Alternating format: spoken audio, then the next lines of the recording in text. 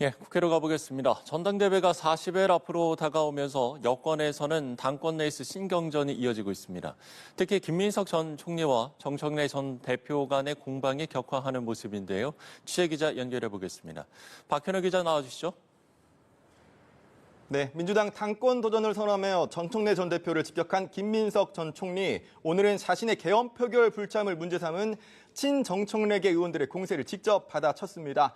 김 전 총리는 12.3 계엄 해제 표결 당시 표결 직후 본회의장에 착석했다면서 계엄 관련 전화를 받고 왜 국회에 안 왔냐 이런 얘기는 허위 사실이라고 날을 세웠습니다. 그러면서 꼭 대장동 때를 보는 것 같다. 국민의힘에서 누가 얘기를 하나라고 생각했다고 역공에 나섰는데요. 그러자 정청래 전 대표가 직접 등판했습니다. 동지의 언어만 쓰겠다며 네거티브 공세 자제를 선언한 지 하루 만인데요. 정 전 대표는 김 전 총리가 현직 총리 시절 당대표 로망 발언을 함으로써 평지풍파를 일으킨 것이 대표적인 자기정치 사례라며 자신을 겨냥한 자기정치 비판을 반박했습니다. 그러면서 당대표 시절 자신은 당정청 조율로 검찰, 사법, 언론개혁의 입법 성과를 냈다며 그동안 부당하고 억울한 공격에도 일일이 대응하지 않은 건 당의 단합을 위해 평지풍파를 경계한 것이라고 쏘아붙였습니다.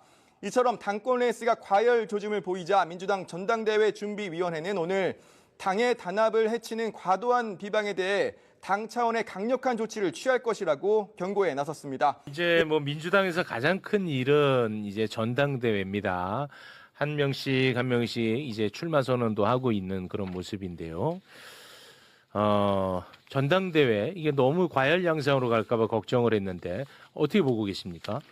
전당대회는 당연히 과열 현상으로 가게 되고 네. 특히 이번 전당대회는 아직 언론에서도 얘기를 하지 않지만은 2년 후에 총선에 공천권을 가진 지도부가 되는 거예요. 그렇죠. 네. 그렇기 때문에 굉장한 의원들도 관심을 가지게 그렇죠. 되고 네. 참 권력도 권한도 많이 갖는 거예요. 맞습니다. 네. 그런데 제가 볼 때는 특히 호남 민심을 저한테 많이 물었을 때 과거 호남은 경제를 보지 않고 정치에 민주주의에 투표를 했어요.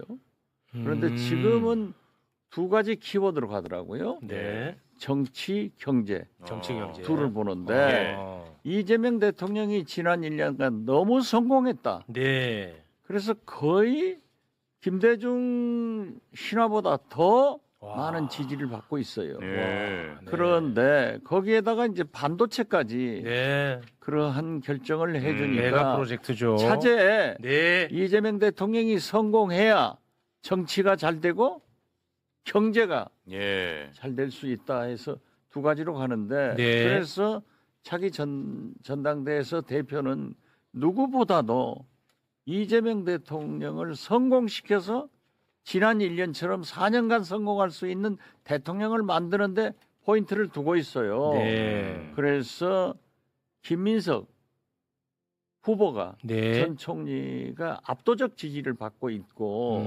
그런다고 해서 정청래 전 대표가 형편없냐 하지만은 상당한 힘을 가지고 있어요.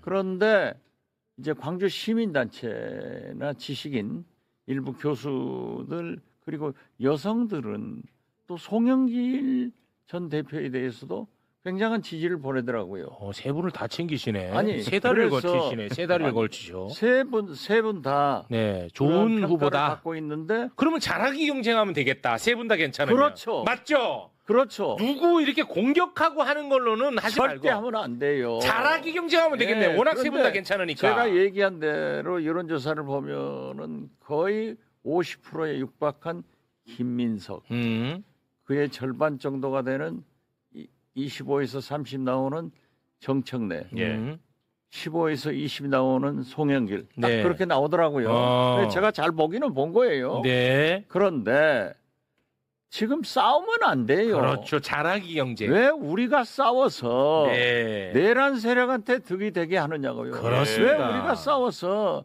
오세훈, 한동훈을 키워주고 있냐고. 만들어냈잖아. 저 집은 더 싸우고 있는데. 그렇지. 더 엉망인데. 그런데 제가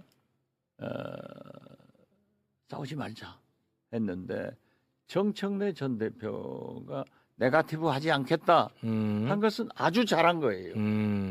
그런데 김민석 후보 전 총리가 어제 출마 선언했습니다. 출마 선언하면서 정청래 대표를 비난하고 나온 것은 잘못이다. 저 김민석 전 총리는 1년간 이재명 대통령과 함께 성공한 총리란 말이에요. 네. 그러면 지금 1년간 다 잘 됐는데 서민경제, 전통시장이나 골목 상권은 형편없잖아요. 농어민들 아비규환이에요. 그렇기 때문에 나는 대통령 모시고 이렇게 1년간 성공한 총리를 했지만은 반도체 이런 투자를 하면서도 서민 경제를 챙기는데 양극화 문제. 네, 이러한 문제를 하는데 역점을 두겠다라고 했으면은 미래비전. 지지도가 더 올라갔을 거예요. 그런데 그냥 정청래 얘기를 뭐 자기 정치했다 이렇게 하니까 다 네거티브 하지 않겠다고 한 정청래 대표가 직접 하지 않고 네. 그의 측근들 최민희, 이성윤, 네. 뭐 한민수 네. 이런 분들이 지금 또 김민석을 파멸해 버리잖아요. 또 반격을 하더라고요. 네. 예, 그래서 저는 아예 그런 얘기를 안 다루려고 이건 했는데. 잘못이다. 예. 내가 얘기를 했는데 드디어 또 오늘 정청래 전 대표가 하지 않겠다고 한 사람이 또 세게 그러니까 비난을 이게 해버렸는데 그렇게 돼버린다고 결국은. 이것은 여기서 끝내라 이거예요. 끝내. 그래서 호통을 치세요 지금 김민석 모두에게. 대표한테 내가 전화를 했어요. 전화를 했는데 안 받고 이렇게. 아니 안 받았다고요? 자기도 왔는데 나도 못 받고. 지금 이렇게 죄송합니다. 지금 이렇게 하고 있으면 진동으로 오니까 못 받는 거예요. 죄송합니다. 그래서 제가 죄송합니다. 그런 아침 방송에서도 그런 얘기를 했기 때문에 네. 지금은 싸우지 않고 잘하기 경쟁하면 되잖아. 미래비전. 농어민 대책을 발표하면서 네. 이렇게 잘하겠습니다 네, 네. 하는 사람이 승자가 되니까 싸우지 마라. 네. 이걸 말씀드리는 거예요. 아유, 너무 좋습니다. 그 오늘 방송 직전에 그 보도가 됐던데 이번 전당대회는 선호 투표제로 가기로 결정을 했더라고요. 그러니까 이제 후보가 나오면은 순위를 적는 거야. 네. 1순위, 2순위, 3순위. 그래가지고 과반이 안 나오잖아. 네. 그러면 그 중에 꼴찌는 탈락 시킵니다. 근데 아마 지금 3명이 나올 거니까 그렇죠. 꼴찌 탈락 시켜. 4명 나올 수도 있어요. 4명 나올 수도 있어요. 김영민 의원도. 안 나오기로 했어요. 안 선언했어요. 나오기로 예. 했어요. 네. 고민정 의원이 네. 나온다는 거. 나온다는 얘기도. 출마한다고. 만약에 4명이 네. 나가. 그래, 알았어. 4명 나간다 쳐. 그러면 1순위, 2순위, 3순위, 4순위를 적습니다. 근데 이 중에 과반 득표자가 없어. 네. 그러면 꼴찌를 아웃시켜. 네. 그러면 이 꼴찌가 받은 투표를 이렇게 또 이제 분배하는 거야. 그 중에서 또 꼴찌를 탈락시켜. 예. 그런 식으로 이제 과반이 나올 때까지 탈락을 시키는 거예요. 그래서 이제 1등을 정하는 방식을 하겠다고 오늘 결론을 냈더라고요. 지난번에 국회의장 경선 때나 원내대표 경선 때도 선호 투표를 한 것으로 알고 있습니다. 이게 새삼스럽지 않아요. 네. 1인 1표제에 대해서는 말이 많은데 예. 저도 1인 1표제는 찬성했어요. 그렇지만 단 보완을 하자. 과거 1인 1표제는 호남에만 당원이 많고 취약 지역은 거의 없기 때문에 대의원제로 보완을 시켰는데 네. 지금도 호남과 수도권은 당원이 많지만은 일부 지역은 또 없어요. 네. 그러한 것도 문제가 있지만은 성별도 문제가 있고 특히 2030 세대의 정치권 유입을 위해서는 네. 참여를 위해서는 거기에 보완하는 그런 것을 만들어내는 것이 좋다. 저는 개인적으로 그렇게 개인적 생각합니다. 의견이 네. 있습니다. 네, 알겠습니다. 그거는 계속 더 논의를 하나요? 그렇게 할 거예요. 아, 지금 네. 논의 과정이에요? 네. 네, 알겠습니다. 자, 그러면 의원님과는 여기에서 저희가 좀 마무리를 짓도록 하겠습니다. 곤란한 질문은 다 끝냈어요. 다 끝내버렸어요. 왜냐하면 오늘 이제 주식에 대해서 사람들이 궁금한 점이 많은 상황이에요. 네. 삼성전자가 역대 최고의 실적을 냈는데 주가가 지금 폭락했어요. 폭락. 코스피가 곤란한 상황이에요. 예. 지금 뭐 주식도 물론 중요하죠. 네. 그렇지만은 가장 중요한 것은 서민 경제, 서민 경제 맞아요. 농어민 문제입니다. 맞습니다. 제발 네. 김민석 후보 네. 이걸 얘기해라. 알겠어요. 그래야 이긴다. 예, 그 너무 그 특정인한 때문에 그러지 마시고. 아니 예, 3명, 네 명한테 거기가 다 얘기를 1등이니까. 해야지. 네 명한테 명 다 해야죠. 다 혼내야지. 왜 네. 한 명만 혼냅니까 또? 아니 어디에 뭐 이렇게 줄 서셨나? 아니요, 내가 줄 설 나이는 아니고. 그거 아니시잖아요, 그런 분이. 아니 그러니까 잘하자 이거예요. 예. 아니 내가 TV 안 하겠다 해놓고 잉크도 마르기 아니, 전에 또 그만하세요. 시작하면 돼요? 아 그만하세요. 이제 아까 다 하셨잖아요. 갑니다. 자, 갑니다. 박지원 의원님이었습니다. 대단히 고맙습니다. 감사합니다. 고맙습니다.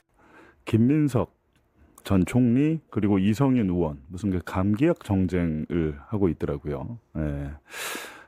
전쟁을 하지 말고 경쟁을 하라고 이재명 대통령도 얘기를 했었는데, 예. 근데 이왕 이제 논란이 된 김에 이 팩트 체크를 한번 해봐야겠다라고 생각이 들어서 첫 번째 주제로 정했습니다. 여러분 어떻게 보십니까? 감기약 먹고 계엄 비상계엄 해제 의결에 일부러 안 나온 거 아니냐라고 지금 제기를 한 거잖아요. 문제 제기를 했는데 글쎄요. 이게 사실은 예전에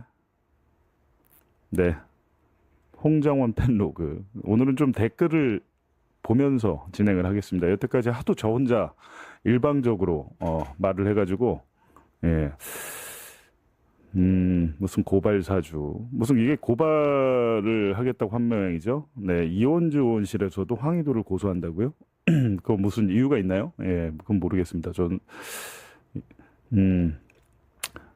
당시에 이제 2024년 12월 3일 계엄 당일에 이 처음에 얘기가 왜 나왔냐라는 게 원래는 이게 박선원 의원 책에 나와 있습니다. 그러니까 문자 사건의 전말이 그리고 정확히는 문자가 아니고 텔레그램을 보냈다고 합니다. 얼마 전에 저희 채널에 박선원 의원 또 출연을 한번 했었잖아요. 제가 이제 물어봤어요. 그리고 이미 책에도 정리가 돼서 나와 있던데 이 이야기를 지금 사실상 정청래 쪽과 김민석 쪽이 조금 과열되고 있다. 그런 생각이 듭니다. 예, 들어요. 그래서 뭐 이렇게까지 해야 되나라는 건데 이왕 논란이 되고 있으니까 팩트가 뭔지 한번 보시죠. 그러니까 감기약 김민석 전 총리가 감기약 해명을 했던 본인이 이제 감기약 얘기를 한 거죠. 보니까 본인이 감기약 얘기를 한 건데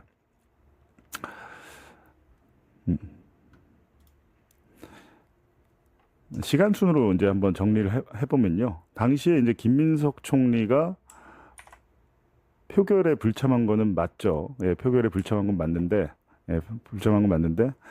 계엄 가능성을 사실상 여러 차례 경고해놓고 정작 왜 표결에는 참여를 하지 못했냐 이런 비판이 좀 있었어요. 근데 이런 비판이 있으니까 김민석 총리가 이제 해명하기를 당시에 이제 몸이 안 좋아서 감기약을 먹고 잠들어 있었다 이렇게 얘기를 했었고 이 해명이 오랫동안 이제 공식 설명으로 알려졌다.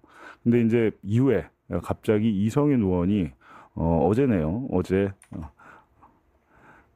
김민석 전 총리를 향해서 감기약을 드시고 주무셨다고 하는데 약성분이 무언가 자는 사람은 깨울 수 있어도 자는 척하는 사람은 깨울 수 없다. 예, 이렇게 저격을 했습니다. 이게 뼈가 있는 거죠. 가시가 있는 거죠. 지금 말에. 근데 갑자기 이 얘기를 하는데 이성윤 최고위원은 이제 친청계로 알려져 있어서 김민석 당신이 그렇게 계엄을 할 거라고 여러 차례 경고를 해놓고 왜 표결에는 안 하고 비상계엄 해제 딱 의결 직후에 이제 국회에 도착했다고 합니다. 근데 이제 강북구 등 이른바 친명계 의원들이잖아요. 친김민석계가 이제 또 반발을 하면서 반격을 펼치고 있고 이게 지금 거의 친석 대 친청의 전쟁 양상으로 가고 있습니다. 굉장히 바람직하지는 않죠. 지금 이런 상황들이 바람직하지는 않은데 그러니까 오늘이죠. 오늘 7월 7일 견우와 직녀가 만난 날이네요. 만난 날인데 오늘 김민석 전 총리가 직접 반박을 했는데 처음에 국민의힘에서 하는 얘기인 줄 알았다. 대장동 때를 보는 것 같다. 대장동 때를 보는 것 같다. 대장동 때를 보는 것 같다. 글쎄 저는 이게 요 비유는 이 대장동 비유는 딱히 와닿지는 않습니다. 근데 어찌됐든 이렇게 얘기를 했어요. 표결 시점에 국회 안에 있었고 표결 직후에 본회의장에 착석했다. 그리고 허위 사실에 의한 명예훼손이다. 이렇게 강하게 반발을 했습니다. 그리고 이성윤 의원한테 사실상 정치 그렇게 하지 말라고 약간 그러니까 이성윤 의원은 만약에 김민석 전 총리가 당대표가 되면 힘들어질 것 같습니다. 근데 사실은 저는 어떤 생각이 들었냐면 이거를 글쎄요. 지금 되게 민감한 시기에 상대방의 이제 자존심이나 약점을 공격하는 이런 것들을 해야 되나? 굳이 해야 되나? 이성윤 전 최고위원은 전 이제 중앙지검장 출신이기도 하고 여러 가지 지금 박상용 검사고 한동훈이고 뭐고 엄청 설치고 있는데 그런 데 대해서는 별로 신경을 쓰지 않고 어쨌든 하여튼 이 김민석 그렇다면 총리에 대해서 이 문자가 어떻게 처음 나온 건지 궁금하잖아요. 근데 그 문자 전말이 있습니다. 제가 잠깐 보여드릴게요. 이게요. 박선원 의원 책에서 처음에 나오거든요. 박선원 의원 책에서 처음 나온 건데 박선원 의원 그 계엄 당시를 정리한 책이 있어요. 책이 있는데 여기 보시면 당시에 박선원 의원이 가장 먼저 이 전조를 그러니까 하고 제가 보니까 이 누구냐면 박선원 의원실에 국정원 대테러 담당했던 국정원 직원 출신 보좌관이 있습니다. 근데 제가 그때 당시 이제 예전에 들었던 이야기는 뭐냐면 707 부대 그러니까 특전사랑 707에서 애들이 휴대전화를 다 걷고 막 유서 쓰고 그랬잖아요. 그때 뭐 그렇게 알려져 있는데 휴대전화를 다 압수를 하고 출동 대기가 있었다. 그러니까 이게 지금 밤 9시쯤이니까 윤석열이가 비상계엄 선포하기 한 40분 전이잖아요.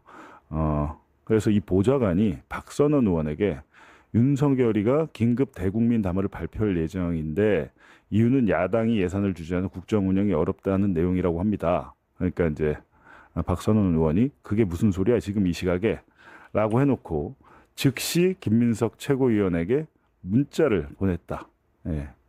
요게 이제 그 문자 사건의 전말입니다. 박선원 의원의 책에. 근데 이 문자를 받고도 안 온 거 아니야? 무서워서 안 온 거 아니야? 뭐 이렇게 의혹을 제기하는 거잖아요. 근데 거기에 대해서 김민석 전 총리는 당시 몸이 안 좋아서 감개약 먹고 뭐 잤다. 뭐 이렇게 얘기를 한 건데 이 전말은 근데 사실은 이 문자가 아니고요. 제가 보니까 텔레그램을 보냈다고 하더라고요. 그리고 이제 계속해서 내용을 보면 강하게 비난할 거다. 이 시간에 담화라니 불길합니다. 이제 불길합니다. 우리가 먼저 대응해야 될 것 같습니다. 비판 성명이라도 준비합시다. 그러니까 707의 움직임이 있었고 갑자기 대국민 담화를 한다고 이제 보좌관이 보고를 하니까 박선원 의원이 아마 이거를 김민석 당시 의원하고 이재명 대표에게 보고를 했던 걸로 제가 들었습니다. 그리고 여기 보면 그래서 이제 박선원 의원한테 당시 보냈던 문자를 공개하라 이런 요청들이 좀 있나 봐요. 있는데 그거에 대해서 이제 여기 보시면 박선원 의원이 의원 중 80%가 온다는데 어려울 거야. 이때는 이제 사실상 계엄군에게 체포될 거라고 생각을 하고 박선원 의원이 계속해서 이 윤석열이가 비상계엄 일으킬 거라고 예언을 했었잖아요. 그래서 그 자리에서 앉아가지고 본회의장에서 의석에서 텔레그램 단톡방을 하나하나 지웠다. 따라서 당시에 김민석 의원에게 보냈던 텔레그램 대화방은 존재하지 않는다라는 게 지금 책에 다 나와 있네요. 책에 다 나와 있어요. 이게 이제 전말인데 이걸 가지고 갑자기 꺼내가지고 정쟁화 시키는 거는 좀 제가 볼 땐 좀 뭐랄까요? 짜친다고 하나? 짜친다. 그런 생각이 좀 듭니다. 근데 어찌됐든 논란이 뭐 되고 있으니까 이게 이제 책의 내용이에요. 책의 내용을 정리한 건데 제가 말씀드렸지만 김민석 당시 총리에게 텔레그램을 전송한 것이다. 텔레그램을 보냈고 뭐 이런 내용이겠죠. 윤석열이 곧 특별 담화를 발표한다. 예산 문제로 국정위기를 언급할 것이다. 아니면 뭐 비상경 관련 내용도 있었을 것인데 이 텔레그램을 보냈지만 나중에 이제 본회의장에 앉아서 텔레그램의 흔적을 박선원 의원이 다 삭제를 해가지고 체포될 수 있으니까 지운 거겠죠. 그러니까 이게 이제 사건의 전말인데 이걸 느닷없이 지금 꺼내가지고 정쟁화시키면서 굉장히 지금 험악한 상황이 되고 있더라고요. 근데 이런 부분에 대해서 좀 안타깝다. 이걸 가지고 뭐 싸우고 있습니까? 지금 다 끝난 일들을 이걸 예.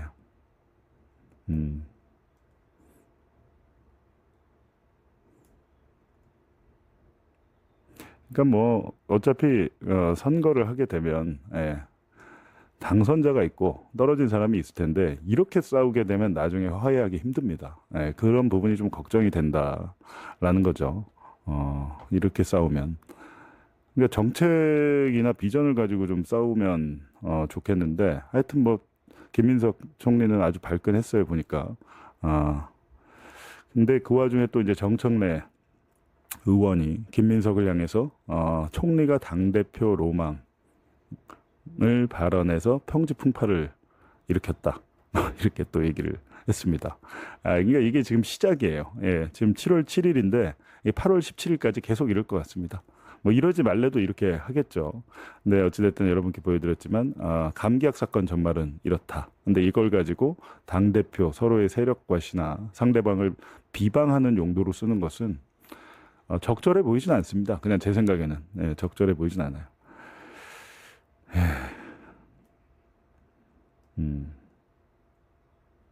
그러니까 뭐 우리 뭐 지금 우리 채팅방도 아주 난리네요, 난리. 예.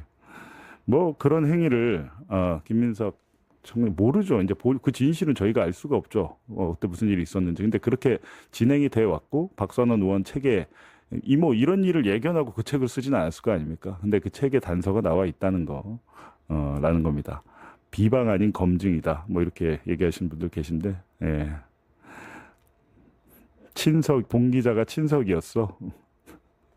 김민석 저는 다른 기자들은 보니까 총리 공간에 불러다가 막 밥도 주고 막 어떤 기자들은 무슨 자리도 주고 했더라고요. 뭐 비상임 이사 뭐 이런 거.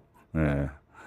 개인적으로 저는 김민석 의원과 연락을 한 적이 없습니다. 한 번도. 한 번도 연락한 적이 없고 정청래 의원도 마찬가지고 제가 뭐 그분들과 연락을 할 이유가 없고 뭐 국회의원들 일부 제가 좀 친하게 지내는 분들 있지만 그 두 분은 아니에요.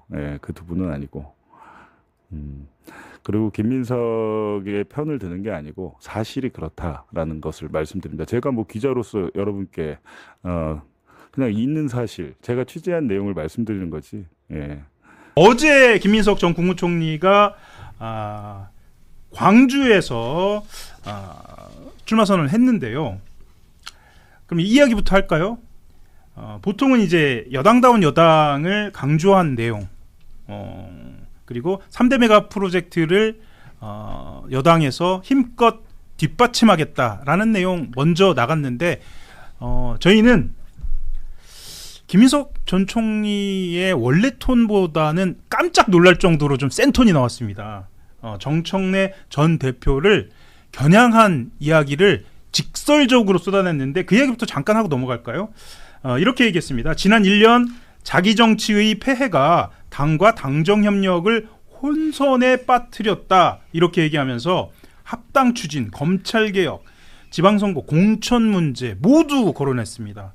수기가 부족했고 토론도 부족했고 절차는 미비했고 일관성조차 부족했다라고 이야기하면서 많은 문제 나왔고 이대로는 국정 성공도 총선 승리도 당 단합도 어렵다.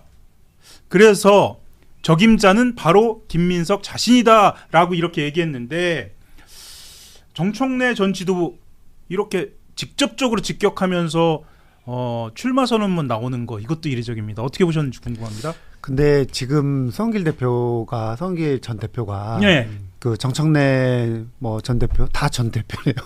네, 정청래 의원 공격하는 게 사실은 수위가 되게 세잖아요. 네. 근데 그거에 비해서 김민석 전 총리 같은 경우에는 뭐 총리 신분도 있었지만 사실은 조금 약간 밋밋하다는 평가가 있지 않습니까? 그러니까 총리 시절엔 그랬었죠. 네, 근데 예. 지금 이제 전반적으로 그냥 뭐 행보가 약간 밋밋하다. 근데 송영길 의원의 뭔가 이 약간 조금 적극적인 행보 때문에 예. 이게 결선제가 없으면 상관없는데 예. 당대표 결선 투표가 있기 때문에 2등에서 2등이 또 어떻게 되는 거야? 이렇게 또 전망하시는 분들도 있더라고요. 예. 왜냐하면 어쨌든 뭐 반청에 대한 전선이 확실히 있는 상황에서 김민석 후보의 뭔가 약간 두각이 조금 드러나지 않는다. 이것 때문에 어제 이 출마 선언에서 어쨌든 출마 선언 이야기할 때 그동안의 김민석 전 총리의 톤으로 보면은 지금의 수준이 약간 조금 센 것 같아요. 그러니까 원래는 근데 사실은 별로 안 셉니다. 내가 출마하니까 전 대표 못했다. 그리고 이 분이 연임하는 거기 때문에 지난번 1년 동안 잘했냐, 뭐 대통령이나 아니면 청와대 관계 좋았냐, 이 정도 질문 당연히 할 수 있는 건데. 김민석 총리가 약간은 조금 밋밋했기 때문에 조금 발언이 세졌고 앞으로도 더 세지지 않을까. 아, 그래요? 네. 당에서는 그렇게 좀 보고 있나요? 더 세져야 될 것 같아요. 세져야 될 것 같아요. 왜냐면 송영길 의원이 있기 때문에 예. 뭐 계속 그동안 전선이 안 거지고 정청래 대 송영길 전선이 오히려 조금 세게 거지지 않았나 이런 생각이 들어요.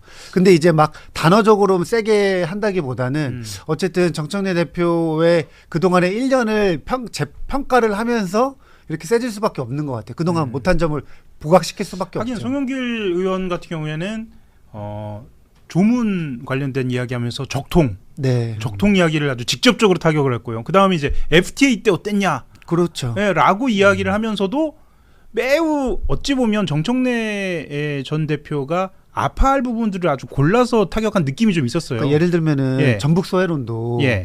김민석 전 총리가 이야기하기에는 약간은 조금 그런데 송영길 의원은 뭐 물불 안 가리고 하고 계시니까 그런 측면에서 좀 전략적인 포지션인 것 같다. 네. 예. 편집님께서는 좀 어떻게 보시나요? 예, 저기 자신감이 붙은 것 같은 느낌이 자신감이요? 들어요. 예, 그리고 원래 김민석 전 총리가 다 아시다시피 이게 굉장히 좀 약간 부드럽고 예. 말을 세게 하지 않죠. 세게 하지 않고 상대방에 대해서도 조금 이제 그래 공격적이지 않은데 지금은 굉장히 공격이 세고 아마 그런 생각을 한 것 같아요. 이거는 지금 이 상태에서는 내가 좀 밀어붙여야 될 때고 그리고 지금 송영길 전 대표까지 3명이 나왔잖아요. 예.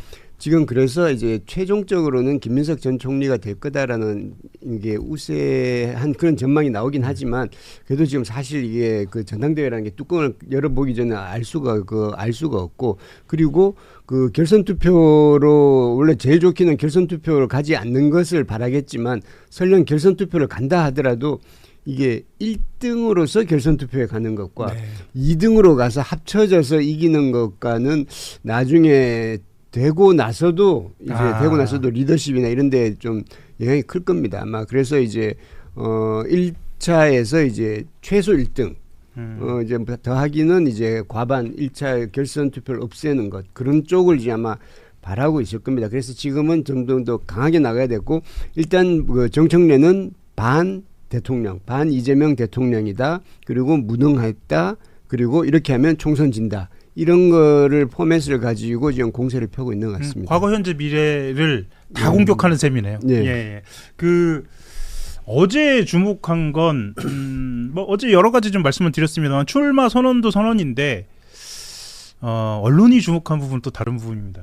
이 정청래 전 대표 쪽의 반격이에요. 기다렸다는 듯이 이 이야기들이 나왔습니다. 이건 또 수위가 굉장합니다. 한민수 의원 그러니까 정청래 전 대표 시절 비서실장이었죠. 한민수 의원 같은 경우에는 이게 유체이탈식 발언이라는 거예요. 당정청 원팀으로 싸운 개혁성과 전체를 부정하고 폄훼하려는 시도다. 한민수 의원도 원래는 좀 조용한 사람이잖아요. 뭐 그렇게 조용하지는 않습니다. 네. 이게 말투가 그냥 조용한 편으로 할까요?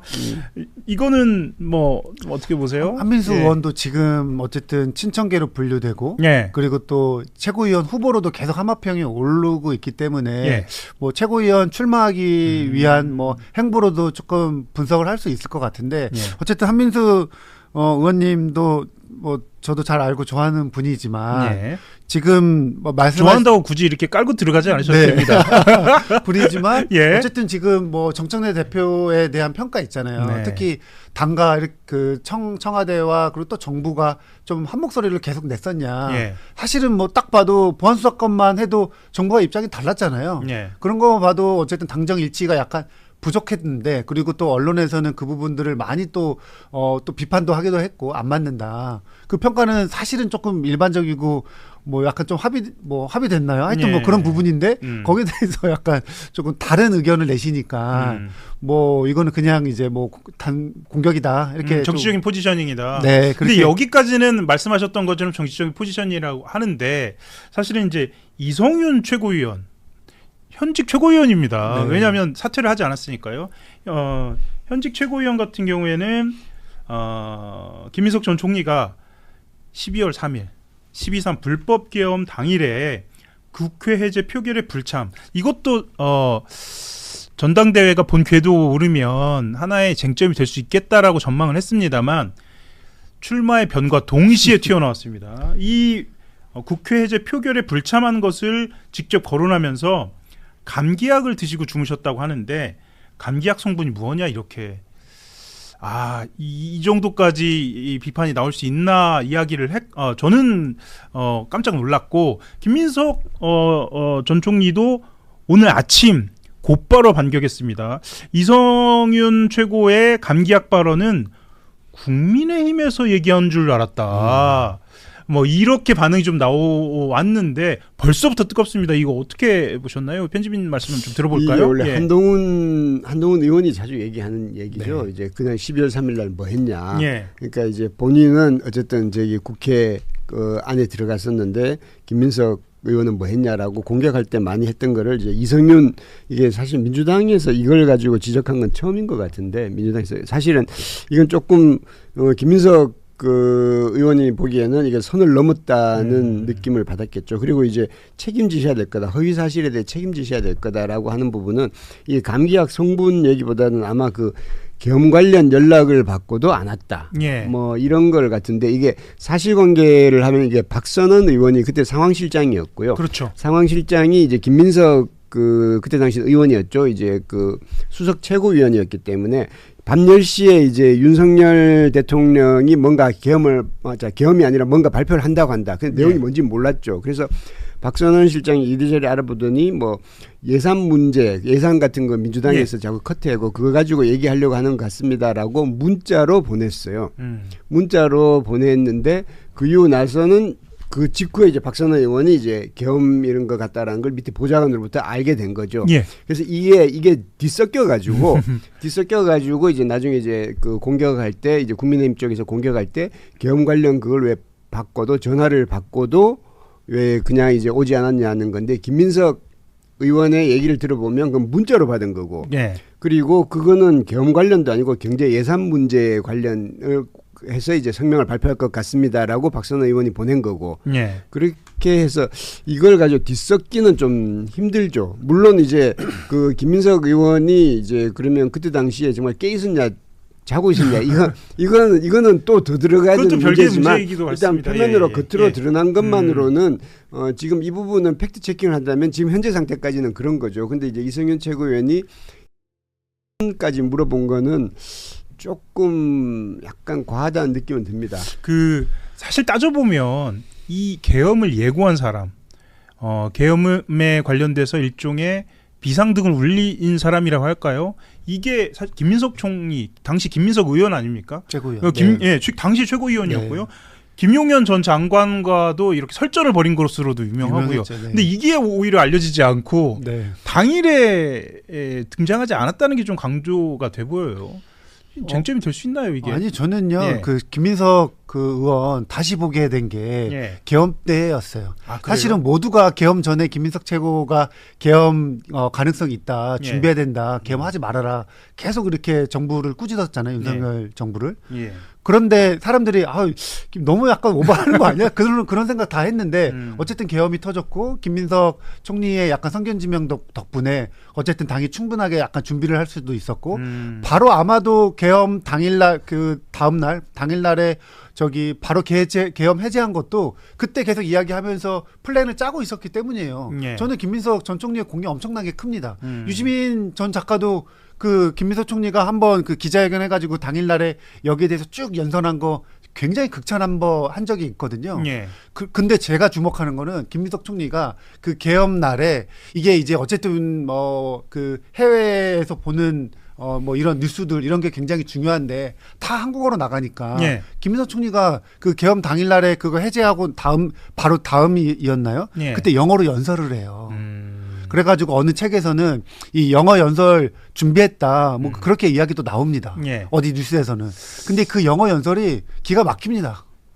네. 내용은 잘 모르지만 내용은 잘 모르지만 예. 그 외신들이 다 받았어야 내용은 되는데 모르지만 기가 막힌 아니 걸로 그때 예, 그 당시에도 그렇게. 막 외교부에서 맞습니다. 막 이거 계엄이 이걸 뭐 합리화시키는 그런 것들을 외국 대사관들한테 뿌리고 막 그랬잖아요. 예. 그런 와중에 야당의 최고위원이 지도부가 영어 연설로 이거는 뭐 잘못됐다 우리가 다 막았다 안심하셔도 된다 대한민국 아직 괜찮다 이렇게 영어 연설을 하는 게 저는 굉장히 컸는데 그날 계엄 투표에 참여했느니 안 했느니 약간은 계엄 맞추고 그 뒤에 약간 안정화시킨데 공 있는 사람한테 그런 거 묻는 거는 약간은 조금 선이 넘었고 너무 거칠다 이런 생각이 특히 듭니다. 그 감기약 발언 같은 네. 거 있습니다. 예. 물론 김민석 참여했으면 좋았겠죠, 사실. 전 총리 예. 의원 입장에서 보면 조금 다른 동료 의원들한테 조금 미안한 일이긴 예, 하죠. 그런 느낌이 있을 것 어쨌든 같아요. 본인이 예. 모르고 이제 그랬다 하더라도 뭐 그런 측면이 있겠죠. 네.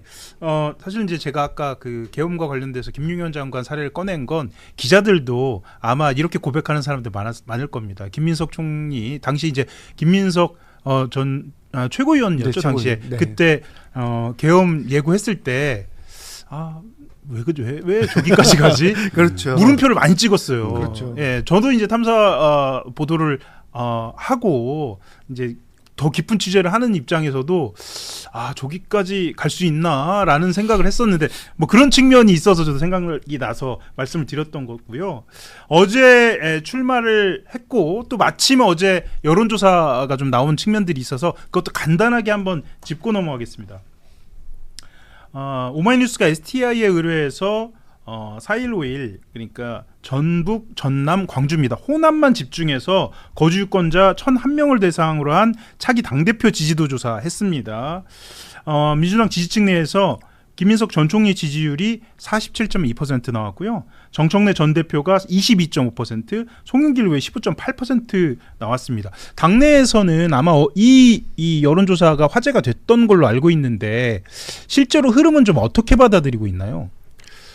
근데 이제 계속해서 이 전에도 여론조사가 많이 네. 나왔었잖아요. 네. 그런데 어쨌든 지금 오차범위 내에 있는 것도 있지만 예. 김민석 전 총리한테 유리하게 나오는 건 사실이고 예. 그리고 두 번째 포인트가 작년에 전당대회 때 정청래 대표가 압도적으로 이길 수 있었던 힘은 어쨌든 호남에서 많이 가져갔기 그렇죠. 때문이거든요. 그리고 지난해 생각해 보면 여론조사에서 정청래 대표가 앞섰어요. 네. 그러니까 박찬대 의원이 우세할 거라고 이것도 기자의 자기 고백인데 기자들이나 정치권에서는 아무래도 박찬대 의원 유리할 거라고 생각을 했는데 여론조사는 앞서갔거든요. 그래서 그렇죠. 여론조사는 이 당대표 선거에는 주요하지 않다라고 네. 이야기는 했었는데 당시도 여론조사는 정청래 대표가 앞섰고 맞습니다. 그런 흐름에서 보자면 지금 김민석 총리도 좀 앞서고 그러니까 있는 것에 그런 대해서 측면에서 좀 보면은 예. 그 김민석 총리가 앞서는 것도 있고 호남에서 네. 그러니까 정청래 대표가 이번에 승기를 잡으려면은 작년이랑 비슷하게 호남에서 하여튼 몰빵이 나와야 되는데 네. 지금 호남이 3분 됐잖아요.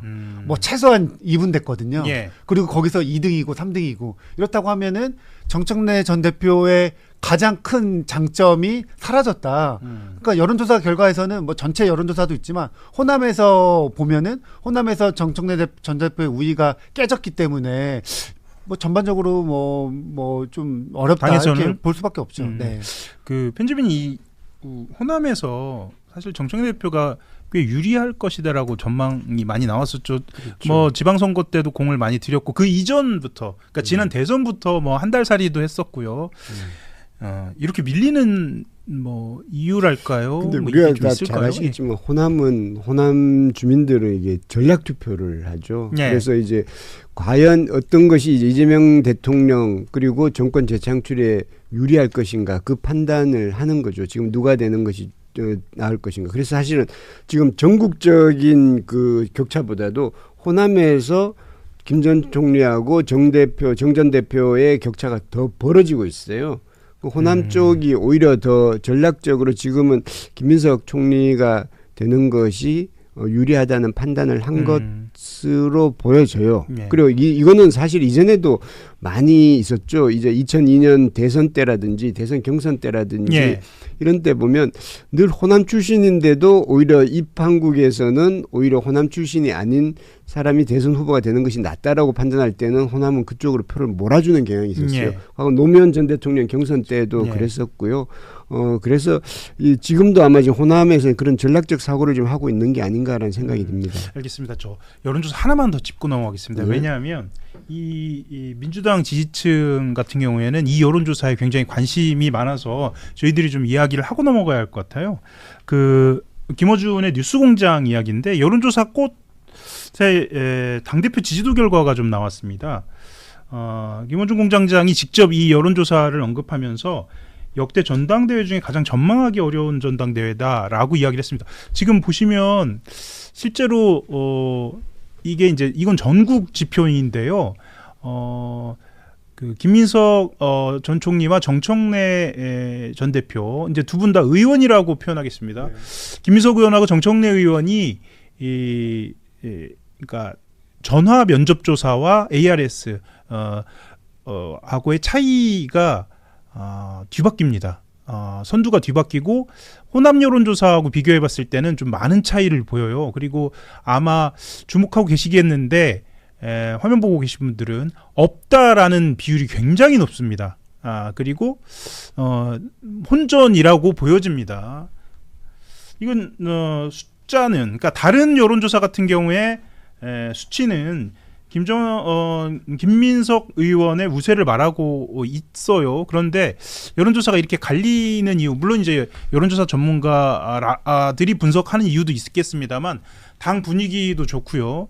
전체적인 판에서 이렇게 좀 여론조사 갈리는 이유랄까요? 이런 것들 좀 말씀을 좀 해주시면 어떨까요? 그리고 더해서 이 전망하기 어렵다라는 거에서 핵심 지지층 이야기도 좀 언급이 되거든요. 그거 관련돼서 좀 말씀을 좀 듣고 싶습니다. 어느 분부터 해주실까요? 당 분위기 편집인부터 말씀 주실까요? 예. 근데 이 전화 여론조사하고 이제 이게 보통은 ARS나 전화 면접조사 둘 중에 하나를 하는데 이 여론조사 꽃은 두 가지를 동시에 했죠. 맞습니다. 동시에 아주 특이한 케이스인데 그런데 이제 가장 전망하기 어렵다라고 하는데 사실은 이게 전체 여론조사 그리고 민주당 지지층의 두 가지를 또 했어요. 그러니까 사실 4개의 여론조사가 있는 거죠. 그 4개의 여론조사 중에서 ARS 전체 ARS 조사에서만 정청래 대표가 30.4% 김민석 의원이 이제 25% 정도로 5% 포인트 정도 우세했고 나머지 3개 그렇죠. 나머지 3개는 다 김민석 의원이 다 우세한 걸로 나와요. 흐름은 그렇게 보이죠. 이걸 가지고 이거는 이 여론조사를 분석을 한다면 지금 현재 전체적인 흐름은 이거 뭐 꼭 누구 편을 들어서가 아니라 이 여론조사 수치로만 보면 김민석 총리가 지금 우세한 걸로 나오는데 이걸 가지고 전망하기 어렵다라고 하는 건 그 분석 자체가 조금 약간 좀 정확하지 않은가라는 그런 느낌이 들고요. 그리고 전화 면접 조사에서 전체에서 이제 없다가 42.5%라는 거는 ARS는 끝까지 기다려야 됩니다. 끝까지 그렇죠. 기다려야 되기 때문에 없다라는 없다라는 사람은 이미 다 빠져나가 버리는 거죠. 근데 이제 전화 면접을 했을 때 없다라고 하는 건 예를 들면 이제 국민의힘 지지층도 있을 수 있고요. 그런 사람들은 이제 없다라고 표현할 수 있겠죠. 그리고 사실은 이게 이 전체 여론조사가 있고 민주당 지지층 여론조사가 있고 그런데 이 전당대회는 민주당원들이 하는 거잖아요. 그래서 어떻게 보면 전체 여론조사보다 민주당 지지층 여론조사가 조금 더 근접할 수 있고요. 그리고 민주당 지지층 여론조사와 그리고 민주당원의 그것도 또 차이가 조금 있을 것 같긴 합니다.